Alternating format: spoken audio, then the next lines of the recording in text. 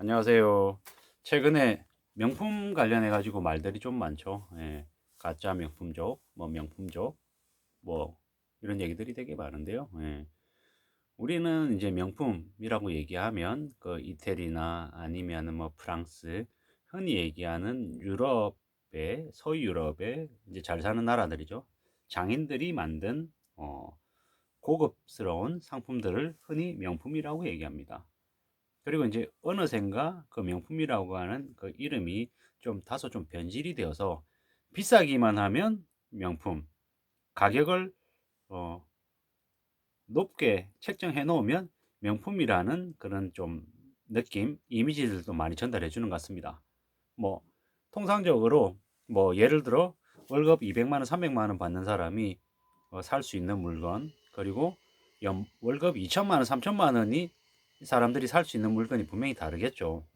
남들보다 좀 더 뛰어난 능력을 발휘해서 뭐 연봉을 4억, 5억 받는 사람은 아무래도 자신을 다른 사람들하고 비교해서 좀 더 특별한 존재, 좀 더 나은 존재라는 생각을 스스로 하게 될 겁니다. 그리고 그 자신이 구매하는 상품, 자신이 소비하는 상품을 남들하고 좀 다른 상품들, 좀 더 좋은 상품들, 퀄리티 높은 상품들을 선호하고 좀 더 비싼 값을 치르겠다라는 그런 마음을 먹게 되겠죠. 그리고 또 남들에게 좀 드러내고 과시하는 그런 것들도 있을 겁니다.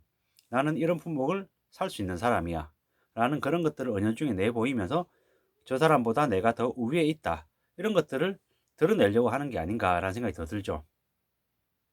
우리가 흔히 이제 주차장에서 고급 수입차, 뭐 렌지로버, 뭐 시가 뭐 1억, 뭐 2억 하는 차가 와서 주차를 하면 주차 요원들도 되게 깍듯이 한대잖아요. 근데 뭐 모닝이나 뭐 경차 같은 게 이렇게 오면 되게 좀 그 주차 요원들조차도 좀 되게 좀 하대한다라는 그런 얘기들 들으면 좀 씁쓸하죠. 사람들이 왠지 고급 수입차를 타고 다니는 사람은 신호 위반해도 괜찮을 것 같다라는, 괜찮다. 나는 다른 사람들하고 비교해서 내가 좀 더 바쁘기 때문에 나는 신호 위반해도 괜찮아 하는 그런 좀 선민의식, 아니면 남들보다 나는 좀 법을 좀 위반해도 괜찮다라는 그런 의식들을 가진다고 합니다. 우리 최근에는 이제 청년들, 청소년들이 뭐라고 얘기하냐면 10억이 생기면 징역을 5년 가겠습니까? 라고 물으면 뭐라고 얘기하냐면 징역 5년 가겠다라는 거죠. 교도소 5년 간다라는 거죠. 왜? 10억이라고 하는 돈의 가치를 더 높게 치고 그 교도소에 들어가서 죄인의 생활을 하는 걸 좀 더 낮게 생각하는 거죠. 충분히 돈이라면, 돈이 그 정도 나한테 주어진다고 하면 그 정도쯤은 감수하겠다라는 생각들을 더 많이 가지죠. 어쩌면 황금 만능주의, 그리고 겉으로 과시하고 드러내는 이런 것들을 좀 더 추종하는 요즘 세태의 좀 슬픈 모습들이 아닐까 생각합니다. 뭐 최근에 이제 유튜브로 뭐 200만 이상의 그 구독자를 보유하고 있는 뭐 여성 이제 한 분이 그 가짜 명품 관련해 가지고 좀 이슈가 좀 됐죠. 그래서 나중에 결국에는 뭐 사과하고 나섰는데, 뭐 겉으로 볼 때 빼어난 외모의 금수저 가정에서 태어나서 자신의 능력으로 성공해서 명품만 소비하는 명품 인생인 것처럼 이렇게 포장이 됐는데, 실제로는 가짜였다는 거죠. 옷이나 목걸이나 보여진 삶 자체가 다 가짜였다고 의심받는 지경까지 이르렀죠. 이런 사례는 우리는 이제 빌비재하게 볼 수 있습니다. 그 청담동 주식 부자라고 해서 이모 씨가 있었죠. 실제로 그분은 어, 사기죄로 들어갔죠. 근데 뭐 고급 정관 예우받는 되게 비싼 변호사들을 써서 얼마 안 살고 나왔습니다.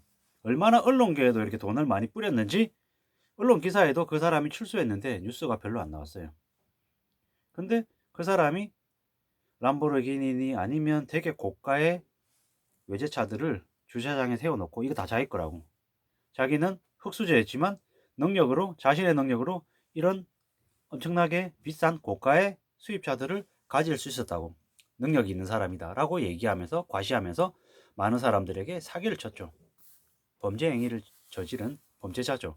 실제로 그 때문에 그 사람의 부모님 또한 살해당하는 끔찍한 어, 결과를 맞이하기도 했죠.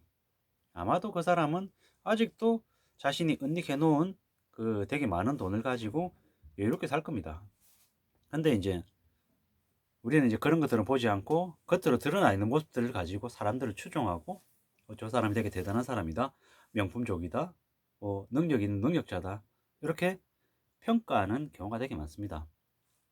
의외로 겉으로 드러나 있는 모습을 가지고 누군가를 평가하고 누군가를 인정해주는 그런 세태에 대한 그런 경종을 울려주는 모습이 그 가짜 명품족에 대한 최근에 일어난 사건 이야기들이 아닐까 싶습니다.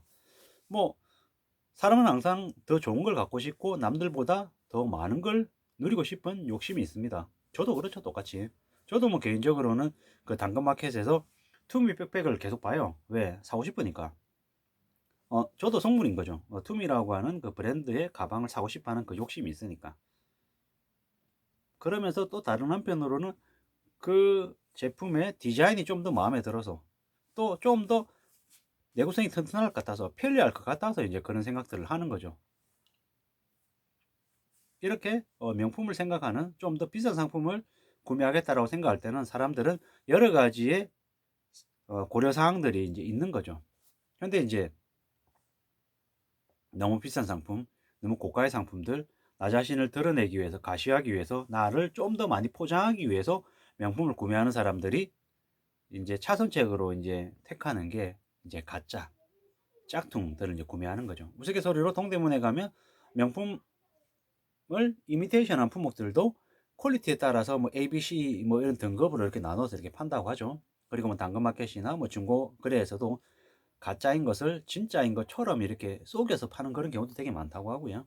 뭐 진품이 있으면 가품이 있는 건 전 세계 어떤 사회에서든 존재한다고 합니다. 왜? 실제로 내가 뭐 예를 들어 루이비통 가방을 100만 원을 주고 살 능력은 안 되는데 가품을 3만 원, 5만 원 주고 사서 그 대리 만족을 얻기 위해서 이제 그렇게 하는 게 있다라고 합니다. 물론 그 상표법상으로 봤을 때는 불법이고 그런 상품들을 유통시키는 것도 처벌을 받습니다.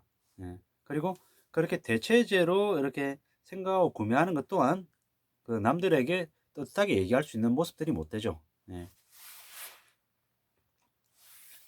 앞으로 시간이 지나면 지날수록 정말 명품에 대한 선호도가 더 커질 것인가 라고 생각해 보면 좀 달라질 것 같은 거죠. 왜? 경제가 어려워지고 긴축 시대로 이렇게 접어들면 접어들수록 명품에 대한 선호도나 인지도가 예전보다는 못해지지 않을까라는 생각이 드는 거죠. 저도 당장 뭐 내가 생활비가 이번 달에 없는데 내가 뭐 고가의 뭐 발리나 아니면은 뭐 샤넬이나 뭐 더 유명한 그 브랜드의 상품에 관심을 가지겠냐라고. 관심을 가지기 어렵죠. 왜? 당장 내가 먹고 살아야 되는 생계가 최우선이기 때문인 거죠. 그런 명품이나 그런 럭셔리한 그런 부유품들에 대한 관심 또한 경제가 호황일 때, 좀 더 여유로울 때, 유동성이 좀 더 풍부할 때 그런 상품에 대한 사람들의 관심이 좀 더 많아지지 않겠냐라는 거죠. 예전에 일본이 1970년대, 80년대 전 세계 2위 국가로 전 세계를 호령할 시절에 유럽이나 미국이나 이런 지역에서 수많은 고가 미술품들의 가격을 폭등시키는 주범이 일본인이었다고 하죠.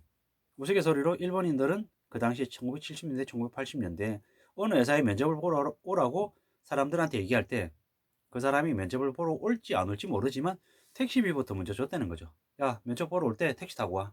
라고 하고 우리나라 돈으로 만 원, 2만 원 주는 일이 다반사였다고 하죠.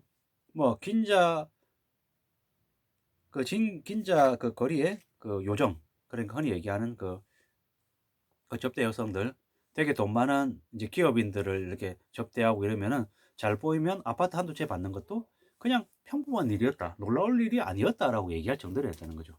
당시 기업인들은 버는 돈이 너무 많아서 영업소에 가서 뭐 돈 뿌리는 게 그냥 보통 일이었다고 하죠. 그런 게 되게 그 시절에 그 당시에는 당연했다고 합니다.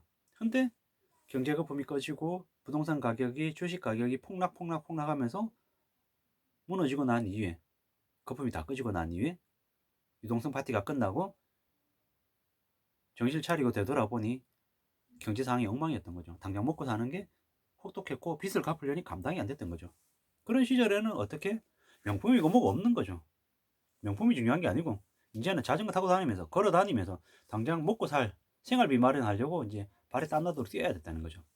그런 일들이 인제 '우리 한국에도 앞으로 닥칠 거다.'라고 생각하시면 맞고요. 예. 미 연준의 금리 인상 그리고 양적 긴축 뉴스 그에 따라 지금 현재 보이고 있는 부동산 시장의 찬바람, 주식 급락 이런 상황들이 이제 다 맞물려서 '한국에도 이제 앞으로 닥칠 모습이다.'라고 생각하시면 되고 아마 앞으로는 예전에 비해서는 '명품 쪽들이 좀 더 줄어들지 않겠나.'라는 생각 그리고 많은 사람들이 명품에 대한 인식이 지금보다는 좀 더 낮아질 거다.